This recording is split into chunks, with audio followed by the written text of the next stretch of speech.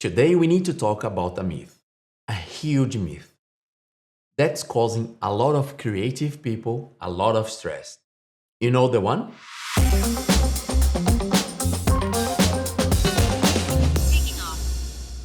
You know the one. If you are a filmmaker, a photographer, a drone pilot, the device is everywhere. Post your best work online.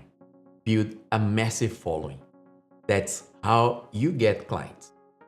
But what if I told you that the work that actually pays the bills, the work that built my career, is the work I'm legally forbidden to show you?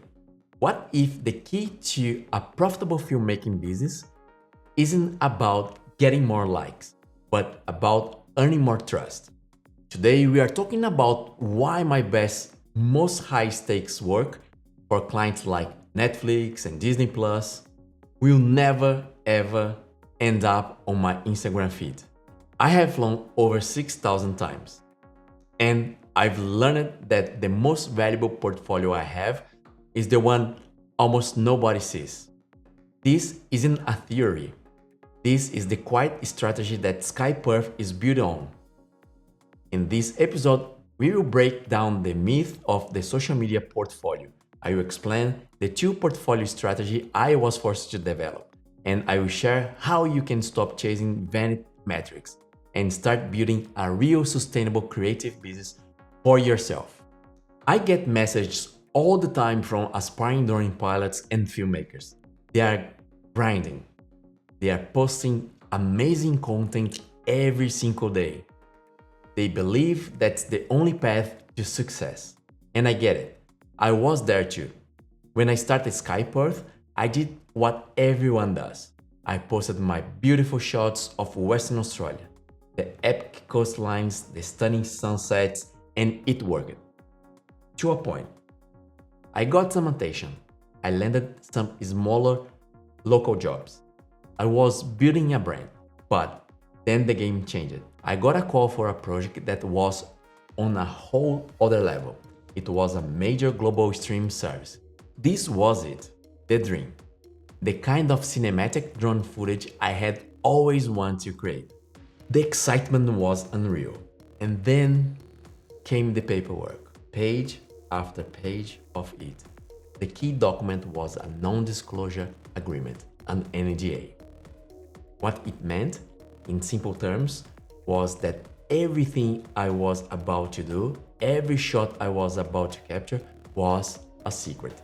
I couldn't share it, I couldn't post it, I couldn't even talk about the details of what I was filming.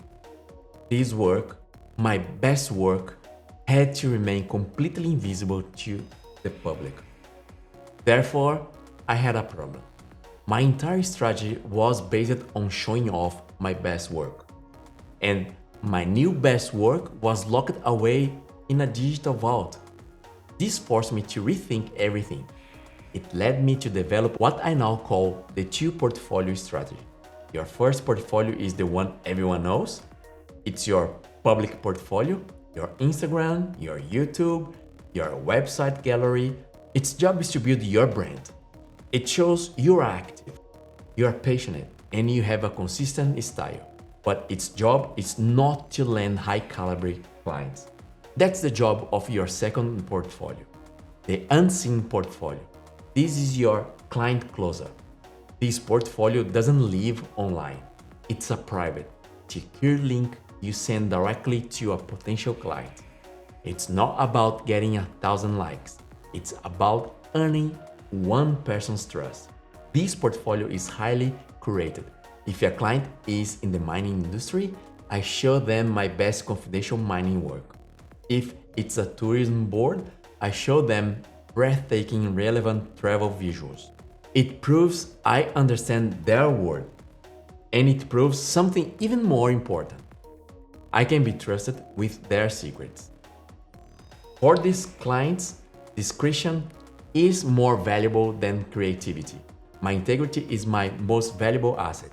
This whole idea reminds me of a fantastic book called Blue Ocean Strategy. The authors talk about red oceans, crowded markets where everyone is fighting. Think of social media, a bloody red ocean of creators fighting for attention. A blue ocean is an uncontested market. By focusing on clients who require absolute confidentiality, you create a blue ocean for yourself. You are no longer competing with every creator online. You are competing in a smaller pond where trust is the currency. So, how do you build your own unseen portfolio? You start small and you act with integrity. Offer to shoot for a local business and sign your own NDA with them.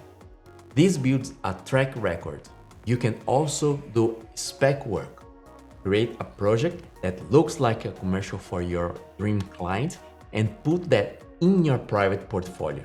This journey isn't always easy. It requires patience.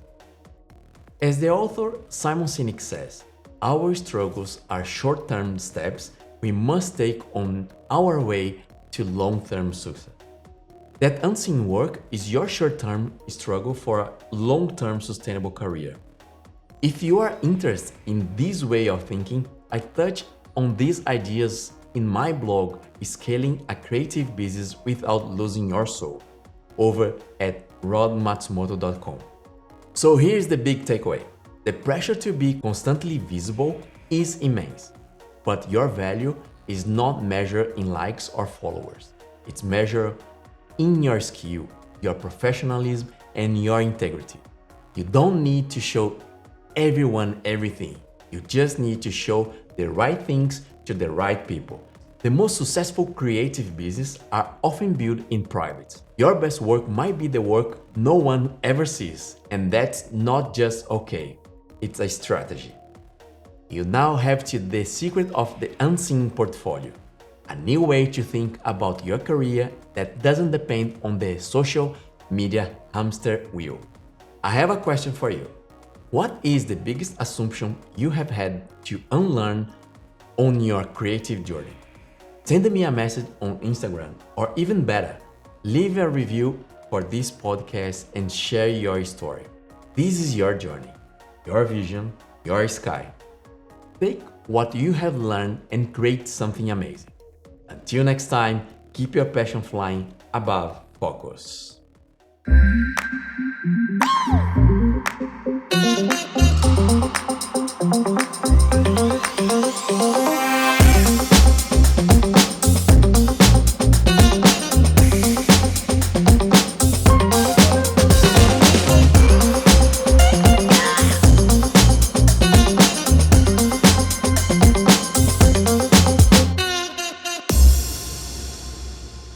Guys, thank you so much. I love you. Thanks so much for your time and for watching.